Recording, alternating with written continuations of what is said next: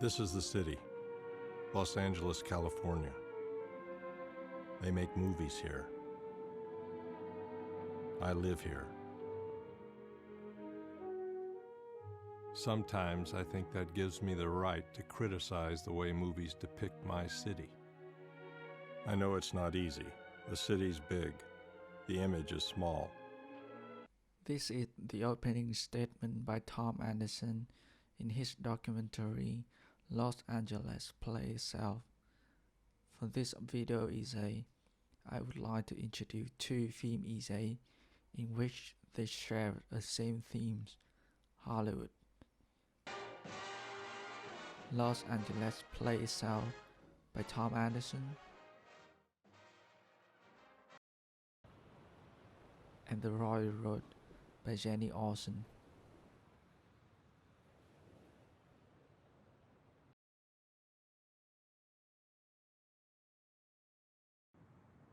The two movies spins around a simple question: what does Hollywood mean to you? The Hollywood of Jenni in The Royal Road was simply about classical movies in which she lingered to escape the reality, and then Hollywood became her destination where she explored herself. The movie is a kind of her diary in the journey discovering the path of her life and the route El Camino Room, the Royal Road of California. This is a historical road, which is now a series of highways that starts from San Francisco to Los Angeles and goes all the way down to Mexico. Jenni wasn't born or grew up here. Maybe that is why the nostalgia obsesses her so much. The road, the place, and the inner self were all strange in space and time to her. Even the way she said LA like an outsider. LA is so completely different from San Francisco. The air at night is warm with a cool breeze. If you walk along Sunset Boulevard, you can hear the streetlights humming, and then there's the crickets.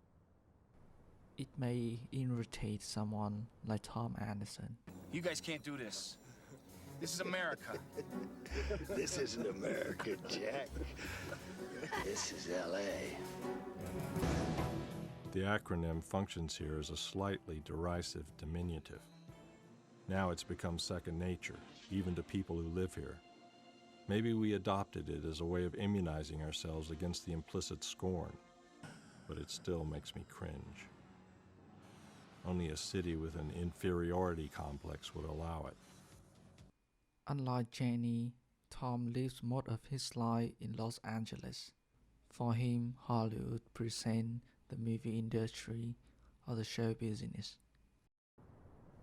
Los Angeles Play Itself were his attempt to rebuild the image of Los Angeles through the cinema scenes and expose the deception of Hollywood on the city is laid on.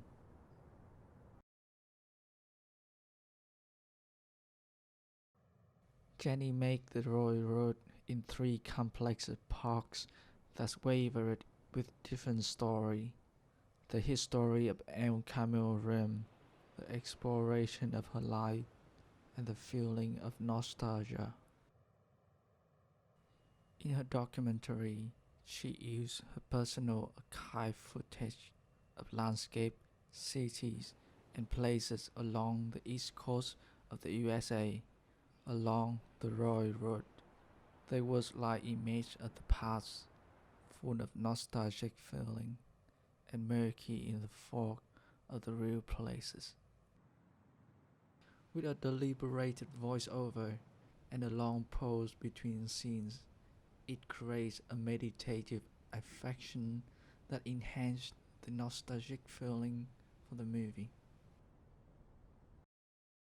In Los Angeles Play Itself, Thom constructed Los Angeles in cinema in three parts: the city as a background, as a supportive character, and as a subject.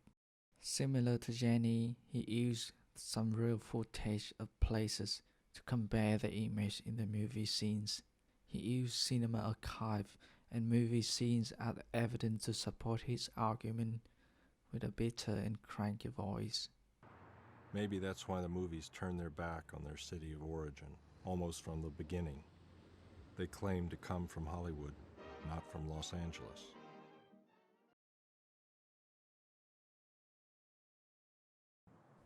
The Roy Road is a journey of Jenni going into the inner world of her personal story.